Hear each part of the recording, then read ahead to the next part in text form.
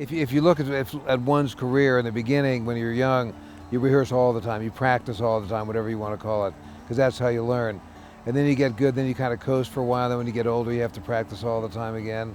So I'm back in the area where I have to practice more, and the good news is because I teach so much, that really enables me to do it, because I'm really undisciplined about making myself do it. But when I teach, I do everything very slow, like a martial art thing, so I really get the chance to work with people. And when I'm teaching on a weekend, I'm pretty much practicing 8 hours a day. Other than that, rarely a day goes by that I don't pick up the guitar and play something. When I was younger, it's a good thing that I didn't have kids because I really wasn't ready for it.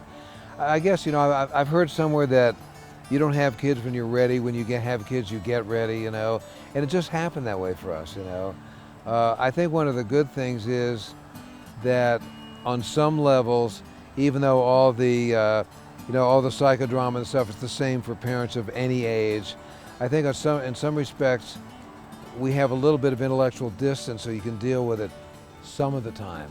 And the rest of the time, it's just like everybody else. The kids do come with me sometimes. Since I've been touring almost for the last 50 years, the kids realize that's just how it is.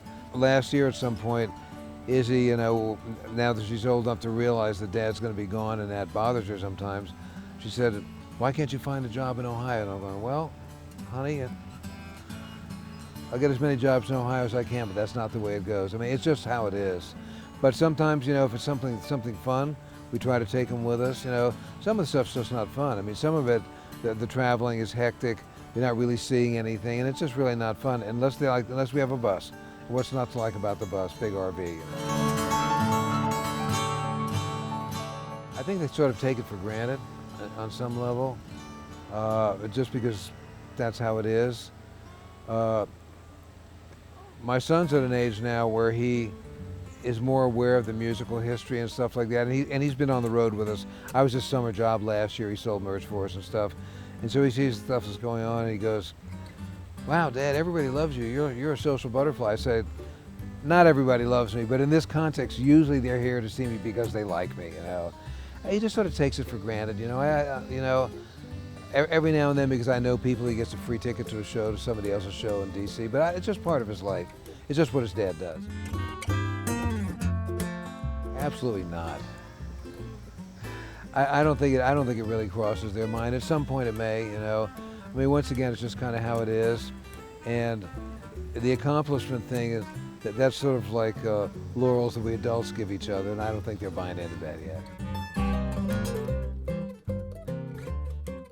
I'm not really much about giving advice, but if I were talking about it, I would hope that they had a family that understood, because not all musicians have families that understand. Vanessa and I are business partners also, so she understands better than many. I'm all about family business. I think it's good to be able to work with families, but not everybody does. And so if a musician or an artist or whatever has a family that doesn't really get how important what they do is, not only to feed the family, but personally to them, that's going to be a problem. So I think that's something that needs to be addressed at some point, and hopefully it'll all work out. The other thing is just love what you do.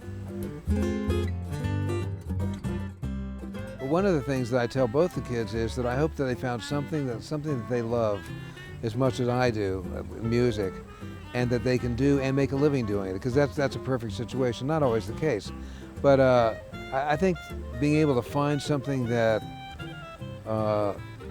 you can survive on, that's also spiritually fulfilling, is an ideal situation. Once again, doesn't always happen, but it's one of the greatest feelings in the world, and it's something you don't get if you don't have kids. And so it's really hard to put into words, but everybody that has kids knows exactly what I'm talking about. I mean, for example, we just got a new neighbor down where I live, and he and his wife, they're probably my age, and they have a 7-year-old grandson, but they've adopted him for whatever reason. And they seem like really nice folks, and they feel, we're talking about the kids, and I can see he felt exactly the same way. So if you have kids in your life, however they came there, whatever their journey was, it doesn't get any better than that, really.